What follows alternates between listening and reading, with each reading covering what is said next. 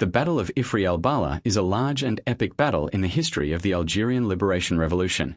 Here are the basic facts about it. Times, date: January the 13th and 14th, 1956. January the 11th and 12th are also mentioned in some sources. Times, location: Ifri el-Bala area, in Jabal al-Mikado, Qasira region, Batna province, southern Ours. Times, commander: Marta Mustafa ben Boulaid, commander of the First State, Ours, immediately after his escape from Al-Qadiyah prison in Constantine. Times, type of battle: a French attack to comb the area and eliminate the rebels. After Ben Boulaid fled, the Liberation Army forces confronted him with a smart defensive strategy, balancing the forces, and the result: about 200 Mujahideen from the National Liberation Army, led by Mustafa ben Boulaid, faced about 2,000 soldiers from the French forces supported by aircraft and armored vehicles. Times, National Liberation Army forces: about 200 Mujahideen. Times, commander: Mustafa ben Boulaid, commander-in-chief; Mohammed Belkacemi ben Masoud, assistant. Times, main armament: single rifles and a 24-29mm machine gun, relatively simple. Times, losses of the Liberation Army: 29 Mujahideen and 15 civilians, paralyzed, total number of 44 martyrs. Times, French forces: about 2,000 soldiers, infantry, paratroopers, foreign troops. Times, armament and support: individual weapons, machine guns and heavy guns, tanks, bomb planes and helicopters. Times, French army losses: more than 60 killed and 50 wounded. Battle plan and strategy: the battle was characterized by the Mujahideen using the difficult mountainous terrain to their advantage. 1. Defensive positioning: distributing the Mujahideen in crevices of rocks and caverns to take refuge from heavy aerial and artillery bombardment. 2. Offensive tactic: a group of Mujahideen was assigned to lure the French forces to descend into the valley, which allowed them to be bombed from two directions, from the top and bottom of the mountain. 3. Strategic withdrawal: after about 18 hours of fire.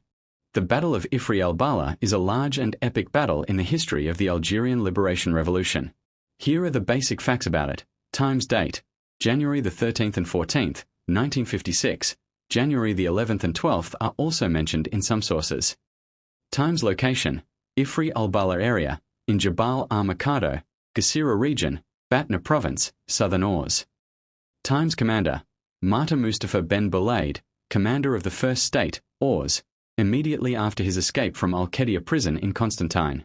Times, type of battle: a French attack to comb the area and eliminate the rebels.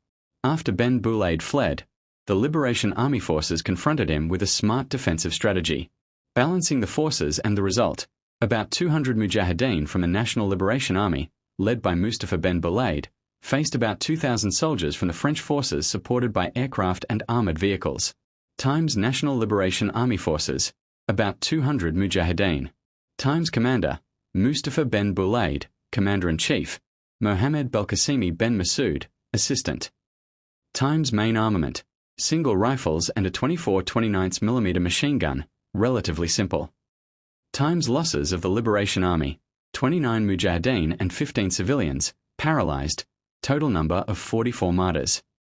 Times, French forces: about 2,000 soldiers, infantry, paratroopers, foreign troops. Times, armament and support: individual weapons, machine guns and heavy guns, tanks, bomb planes and helicopters. Times, French army losses: more than 60 killed and 50 wounded. Battle plan and strategy: the battle was characterized by the Mujahideen using the difficult mountainous terrain to their advantage. 1. Defensive positioning: distributing the Mujahideen in crevices of rocks and caverns to take refuge from heavy aerial and artillery bombardment. 2. Offensive tactic: a group of Mujahideen was assigned to lure the French forces to descend into the valley, which allowed them to be bombed from two directions, from the top and bottom of the mountain. 3. Strategic withdrawal: after about 18 hours of fire. Ahmed Zabana, 1926 to 1956, is one of the most prominent martyrs of the Algerian Liberation Revolution, and the first to be executed by guillotine during the revolution. I have collected for you the most important information about his career. Early life and activity: birth and upbringing. He was born in 1926 in the village of Zahana, near Oran, as part of a family of 9 children. National influence. In his youth, he joined the Algerian Islamic Scouts, which contributed to strengthening his national feeling and his awareness of the suffering of his people under colonialism. The beginning of political activity, he joined the national movement in 1941 and became prominent in underground work, which prompted the secret organization, Military Wing, to include him in it. He was arrested in 1950 and sentenced to imprisonment and exile for 3 years each. Role in preparing and leading the revolution mission. After the dissolution of the Revolutionary Committee in July 1954, Larbi Ben Mahidi assigned him to prepare for the revolution in the Oran district, including securing ammunition and recruiting men. Organization. He succeeded in forming and training regiments in several regions, and he and others supervised their military training in making bombs and setting ambushes. Battles. He successfully led Operation Lamardo on the 1st of November 1954. He was captured in the Battle of Garbage Lida in November 1954 after being hit by 2 bullets.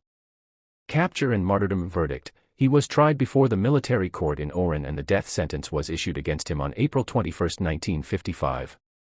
Martyrdom. On June 19, 1956, at about 4 o'clock in the morning, the death sentence was carried out by guillotine in Sarkaji, Barbaros, prison.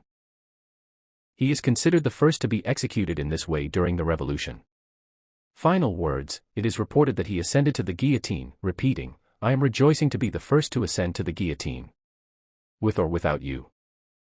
Ahmed Zabana, whose real name was Ahmed Zahana, was one of the most prominent martyrs and fighters of the Algerian War of Independence, and the first person to be executed by guillotine during the revolution. Here is some key information about him. Early life and personal background. Birth, 1926 in the town of Zahana, now in the provinces of Mascara and Oran.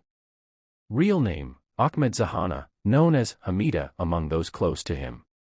Upbringing. He grew up in a family of 8 or 9 children, studied at a French school, obtained his primary school certificate, and then trained and worked as a welder.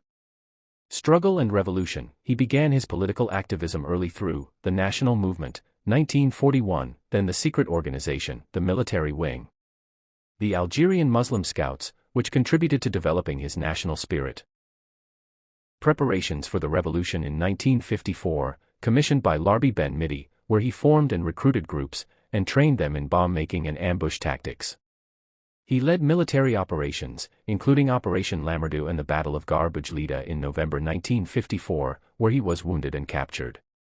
Martyrdom and legacy execution. On June 19, 1956, he was executed by guillotine in Sarkaji prison in Algiers. Before his execution, he said, "I am delighted to be the first to ascend the guillotine. With us or without us, Algeria will live." Last letter. He wrote a moving letter to his family, asking them to be proud, not to weep, because dying for one's country is a duty. His enduring legacy. The Ahmed Zabana National Museum and the Ahmed Zabana Stadium in Oran, as well as a high school in Algiers, are named after him. A film was also produced bearing his name. Ahmed Zabana remains a symbol of courage and sacrifice in Algerian history and an inspiration to generations. If you are interested in specific aspects of his life, such as details of the battles he fought or the film about his life, I can provide more information. Jerusalem is one of the oldest inhabited cities in the world, and human settlement there dates back to the 4th millennium BC. Many conflicts erupted around it throughout its long history, as it was destroyed twice, besieged 23 times, and attacked 52 times. The main historical stations. To learn about the history of the city, which extends for more than 5,000 years, you can view the most prominent stations below: the Canaanite and Egyptian period, until the 11th century BC. The Canaanites/Jebusites, they are the indigenous people who founded the city and called it Ursalim, the city of peace or the god of peace, Salem, and then Jebus. Egyptian influence. It was subject to the influence of the New Kingdom of Egypt in the period approximately 1550 to 1400 BC, as the Amarna correspondence shows. The period of the Jewish kingdoms, around the 10th century BC 586 BC, the kingdom of David and Solomon. King David took control of the city according to historical accounts around the year 1000 BC, and his son Solomon expanded its construction, and the city was linked to the Holy Temple of Solomon in Judea. Babylonian captivity. The Babylonian king Nebuchadnezzar II occupied the city in 586 BC, destroyed the temple, and transferred its inhabitants to Babylon. Persian and Hellenistic rule, 538 BC, 63 BC, Persian period. The Persian king Cyrus allowed the Jews to return from captivity and rebuild the temple, 538 BC. The Greek period, it was subject to the rule of Alexander the Great and his successors from the Ptolemies and then the Seleucids.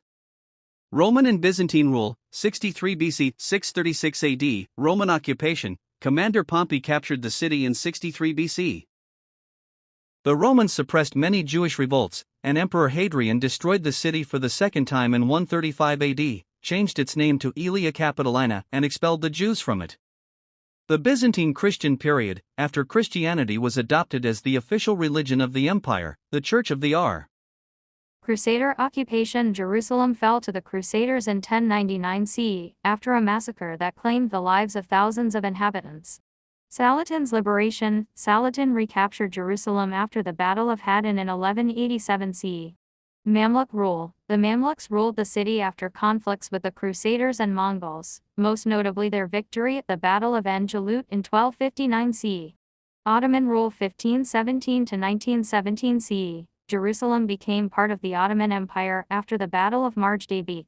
Sultan Suleiman the Magnificent rebuilt the city walls and the Dome of the Rock. British occupation and modern conflict. 1917 present. British Mandate. Jerusalem fell to British forces in December 1917. The Nakba and 1948 occupation. Following the partition plan, the 1948 war broke out and West Jerusalem was occupied by Israel while East Jerusalem came under Jordanian control.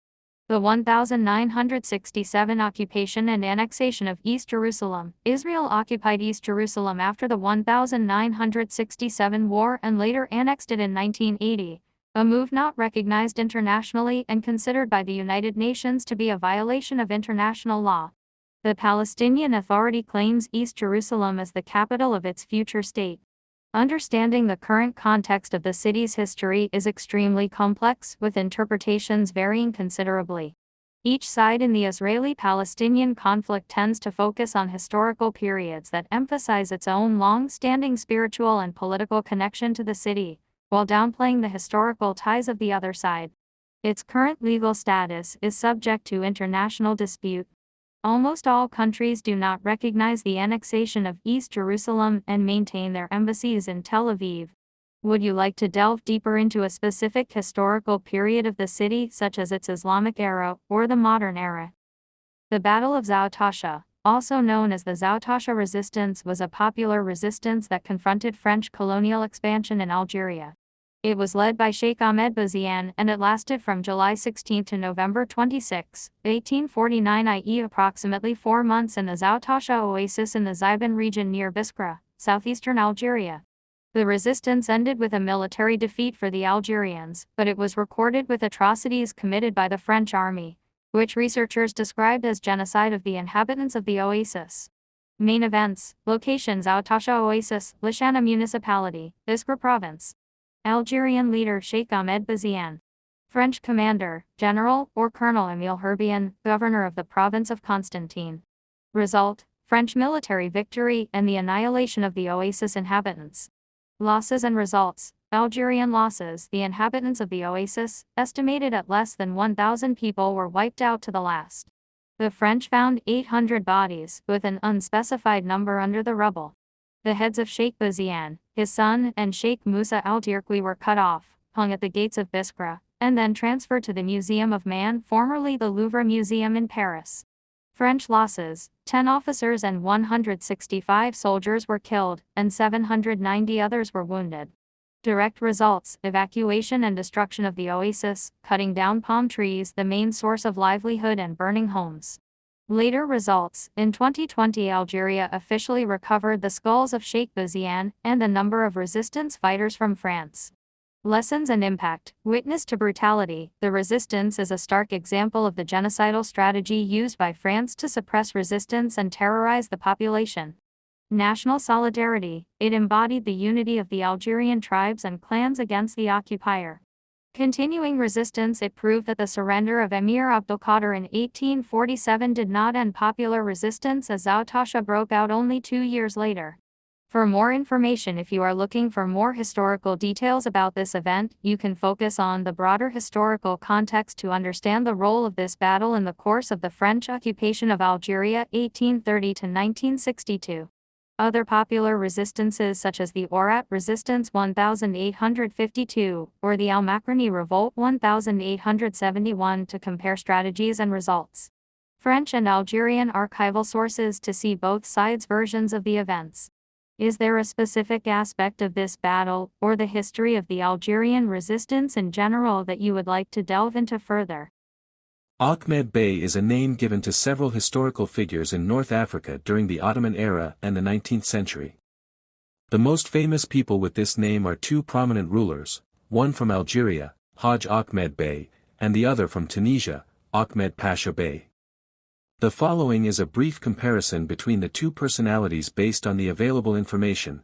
Ahmed Bey, Algerian, Hajj Ahmed Bey, birth and death, 1786 to 1850 AD, period of rule, 1826 to 1848 AD, Bey of Constantine, location, Beylik al-Sharq, Constantine, Algeria, notable achievement. He led the popular resistance against the French occupation of Algeria. He built Ahmed Bey Palace, which was turned into a national museum.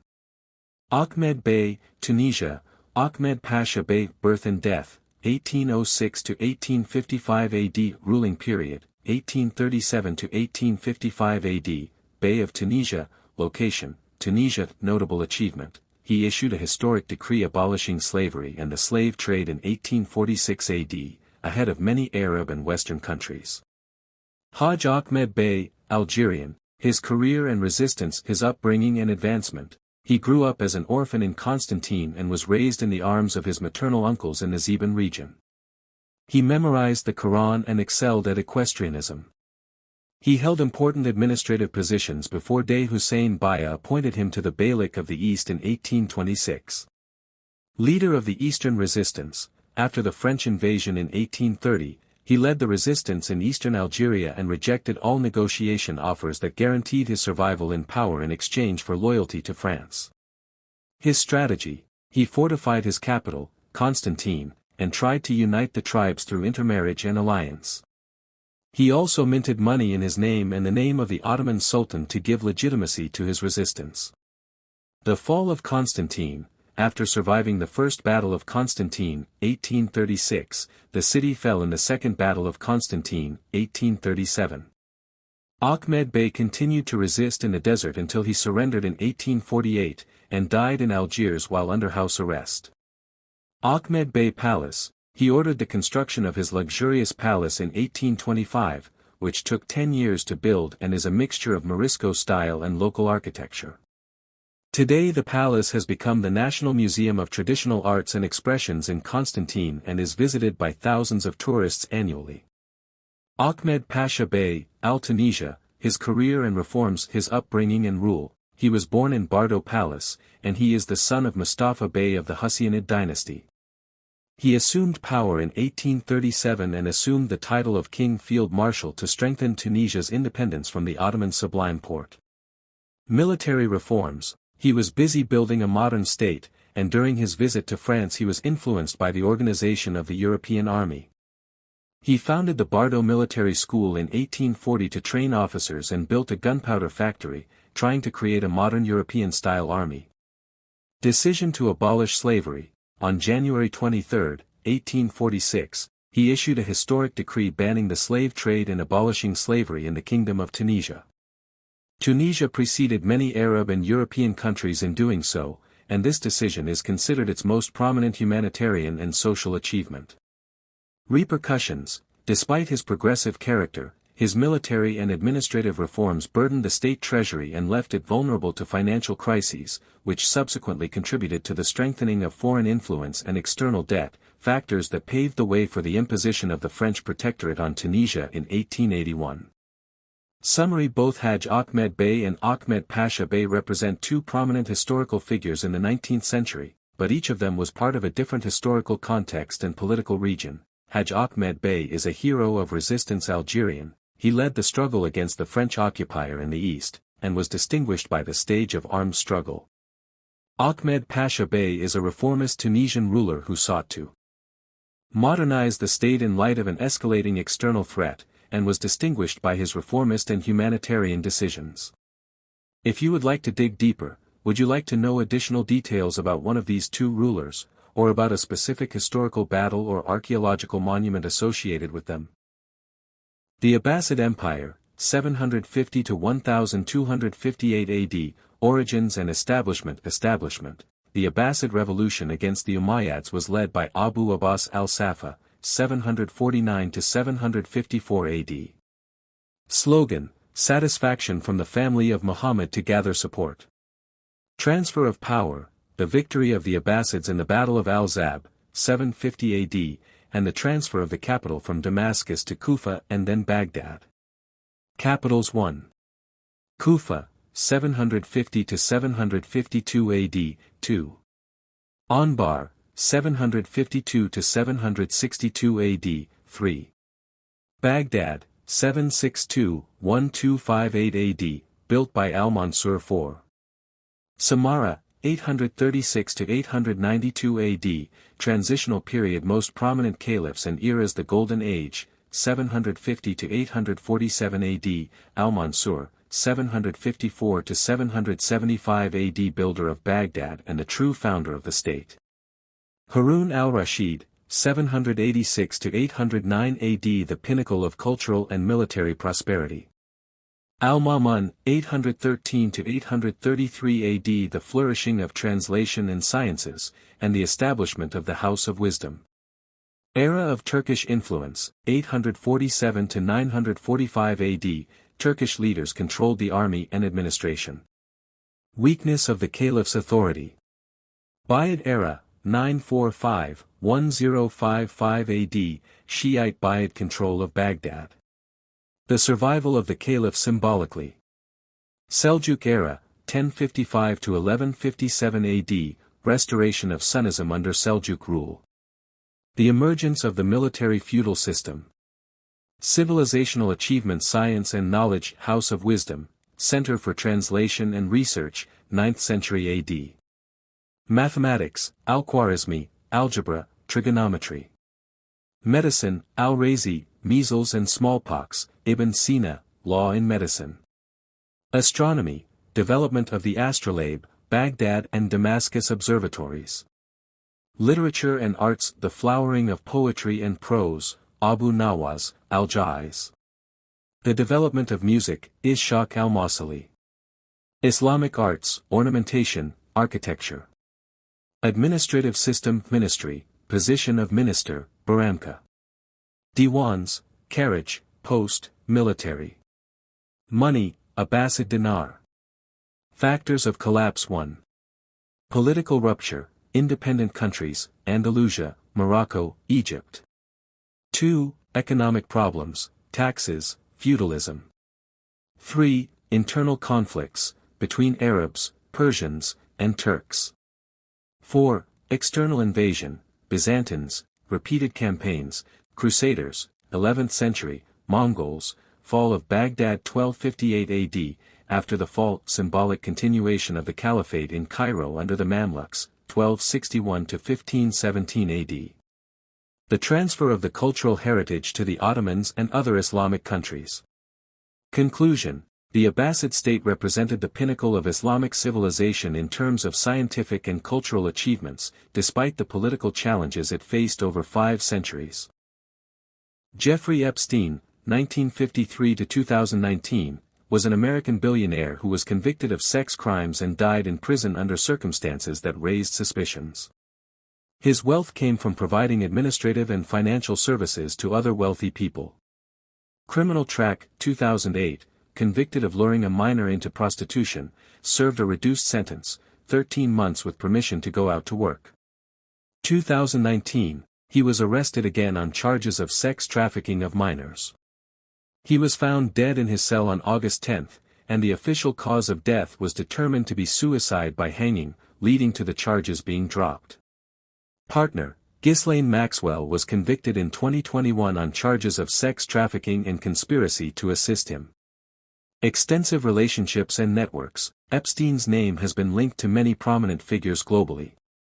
Here are some of the most prominent names that appeared in court documents that were later published. Donald Trump. His name appeared thousands of times in Epstein's correspondence, but no victims brought any direct accusations against him.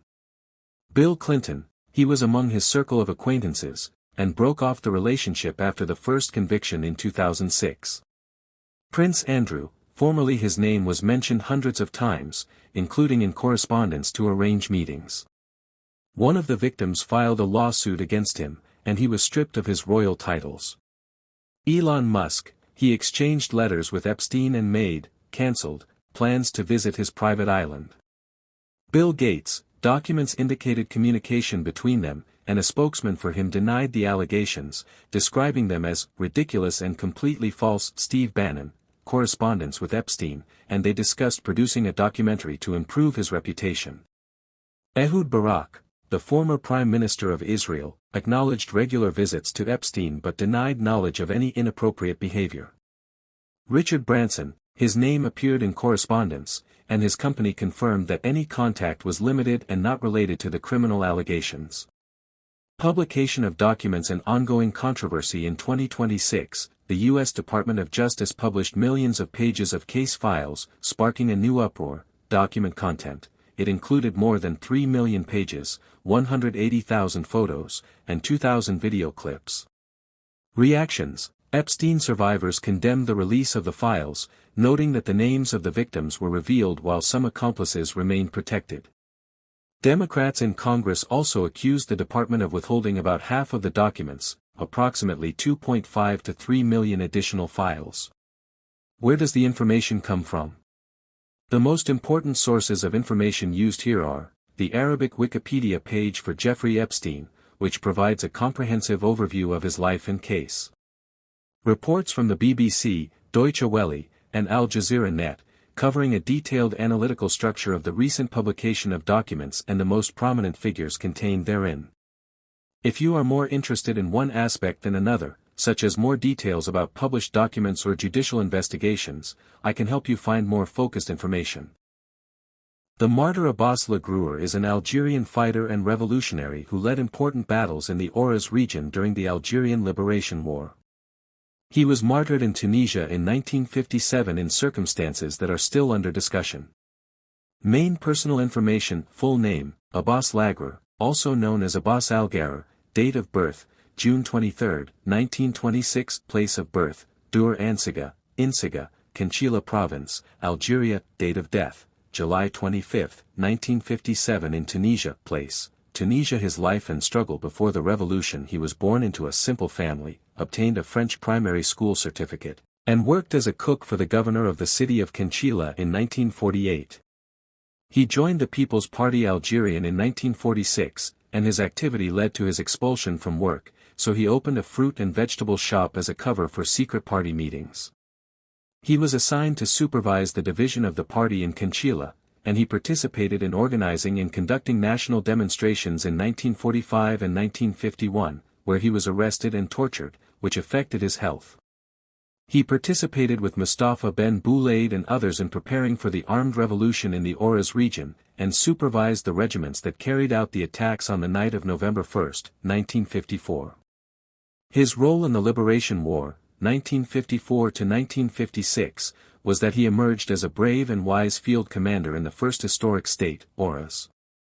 Among the most prominent battles that he led or participated in were, the Battle of Al Jorf, September 1955, the Battle of Tafsir, Shakar, 1955, the Battle of Kentis Mera El Baraud, October 1956, the Battle of Bayada.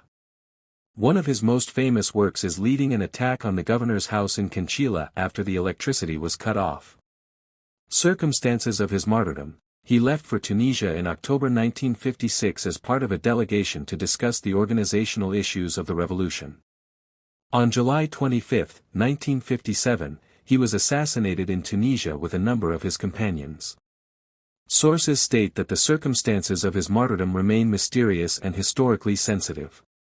Several accounts indicate that his execution was ordered by the leadership of the revolution abroad, Karim Belkacem and Omar Amran, on charges of rebellion and rejection of the decisions of the Summum Conference. Some researchers also believe that the dispute was about the priority between military and political action, and the priority of the revolutionaries over the leadership abroad. In short, Abbas Lagrua represents a model of a revolutionary field leader whose sacrifices did not prevent him from participating in making history. If you are interested in specific details, such as his precise organizational role or the battles he fought, I can help provide more focused information. The Tuareg people, also known as the Tuareg or Blue Men because of the indigo robes the men wear, are a nomadic Berber ethnic group inhabiting the Sahara region, especially in southern Algeria, northern Mali, Niger, Libya, and Burkina Faso. Here is an overview of them. Main cultural features. 1. Language. They speak the Tuareg language, Tamashek, a branch of the Berber languages, and use the traditional Tifinagh script.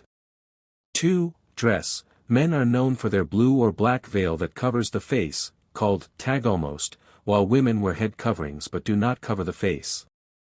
3. Society. A matriarchal society, where lineages are attributed to women, and women have a strong role in cultural and educational life. They own property and often manage camps. 4. Traditional economy. It was based on Bedouin herding, camels, goats, and trans-Saharan trade, such as transporting salt and goods. 5. Arts. Traditional music, dances, and rich poetry are considered among the most important forms of cultural expression. Modern history and challenges. Colonialism.